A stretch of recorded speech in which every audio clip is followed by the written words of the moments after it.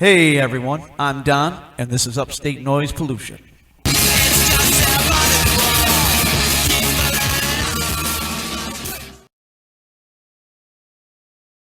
All right, here we go. Story time.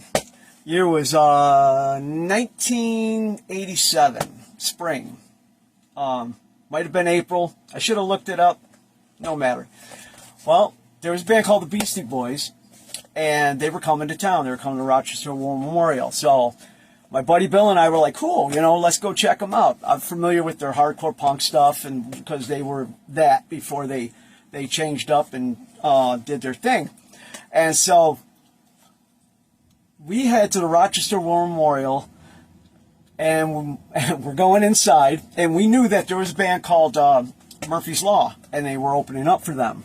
And so I knew who Murphy's Law was. I can't talk today. I knew who they were, but wasn't really familiar with any of their stuff. But hardcore punk band, cool. I could see them being in that same vein, opening up for the Beastie Boys. So we walk inside, and first thing I noticed, being general admission, we're trying to squeeze in there, and I look around, and all you see are parents with their kids. So you're seeing a whole bunch of high schoolers, a lot of chicks out there, with their folks, backpacks on, all that kind of thing. And so I guess they wanted to fight for their right to party. I don't know. But anyway, so we're trying to get as close as we can. And so unbeknownst to most of the crowd that I'm aware of anyway, there was a band opening up for the opening band that was opening up for the Beastie Boys. And that band was, drum roll please, Public Enemy. I've never heard of them.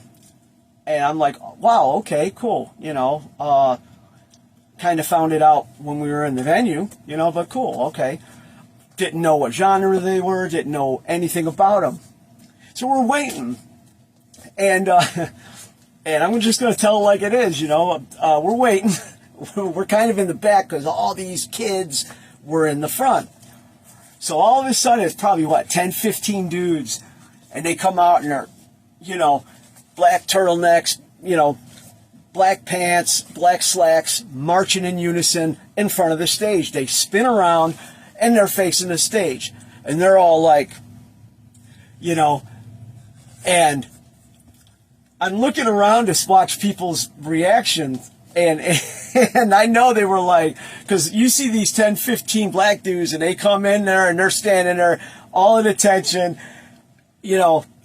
totally in sync, the whole thing, and then all of a sudden, lo and behold, I have a path closer to the stage, because they all, and people in front of me anyway, they all kind of filed out and went into the hallway, right? So I look at my buddy and I'm like, oh man, this is gonna be good, So I start walking towards. So I'm close, and then I see a pillar to the left and a pillar to the right. A dude kneeling, Uzis aiming, fake Uzis, but they're nevertheless. And this is 1987, and there's a riser. Here's the stage. They're in front of the stage. There's a riser. Dead smack in the middle with and it's lighted and it had an X there, Terminator X, and his DJ gear's set up and everything. So here comes this dude. Well, oh yeah, I forgot. And on the stage, while this is all going on, you've got this man in a red beret looking super serious, marching out with probably 5 or 6 guys. And they're in unison, and they're doing their thing, and then the guy with the white sweatsuit came out. Flavor Flav, didn't know who he was then. He comes out, and he's got the mic in his hand, white baseball cap, shades, and he the whole thing. Yo, Chuck, they're out to get us, man. Yo, we got to dust these boys off. It was, you're gonna get yours. I didn't know any of these songs. And then here comes this dude, and he comes jumping out black baseball cap on, Pirates in this crew with and then they're gone. And he's killing it. And I got this Kool-Aid smile. And I mean, I'm close. And I'm just like, because it was just everything about it, the aura, the energy. And it was just, their set was short. It was only like 20 minutes, maybe a half an hour. And when they ended, you know, the guy in the white sweatsuit, Flavor Flav, he comes out and they're all marching, they're all walking in unison. You know, they're leaving. And he's out there. And he's like, "We're Public Enemy." And he breaks the mic. He's the last one off. I'm I'm just like, because I love that kind of, like that shock and that kind of thing. And I'm in heaven. I'm watching this. I'm like, man, this is great. So all the parents with their kids start filing back in. They're probably thinking, I'm not, you know, saying nothing for nothing, but, you know, just keeping it real. They're probably like, oh man, okay, well, okay, the black band's gone. Let's get up. It's time to go. Well, you know, who's next? Murphy's Law, hardcore punk band. So I'm not moving. I'm staying right there because I know what's going to happen. They start.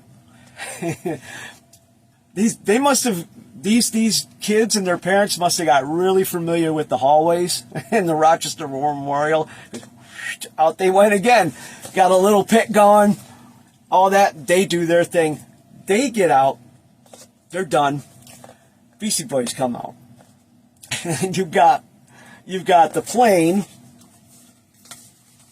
like this, aimed and looking like a you-know-what. And you've got a chick in a cage to the left, a chick in a cage to the right, string bikinis, heels, the 80s, poofy hair, you know, and dancing, we'll just say seductively, while the Beasties were doing their thing. And they're wrecked. They're hammered. You know, I was close. I could see all of them. MCA, Ed Rock, you know, and Mike D, and they're sloshed. They are completely shit-faced. And they're cracking Budweisers and throwing them out. Cracking Budweisers and throwing them out. It was too bad because every song they did, they opened up with Rhymin' to Stealin', but like this, they would do like a couple minutes of it. Then they'd stop and talk a little, you know, a little junk, and then they'd keep going. And they would, you know, so they did their gig. DJ Hurricane was tearing it up back there. So they get done. We leave. So that weekend, I head to Record Theater. And I bought this. This is when I bought this album. So I bring it home. I'm listening to it. I hear You're Gonna Get Yours. I'm like, I remember that song. Yeah, that's what they opened up with. And then My Uzi Weighs a Tons on this. And so is Rebel Without a Pause. And, yeah, the rest is history. I was locked and loaded and new and glued, man. It was quite the experience. But I just wanted to share that little experience with you.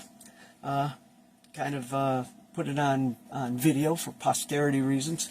And give a shout out to PE. I do a lot with hardcore punk and talk a lot about, like, you know, underground. And they were underground. You know, they came out and they were right. They no apologies, no nothing. They came out and they just tore it up.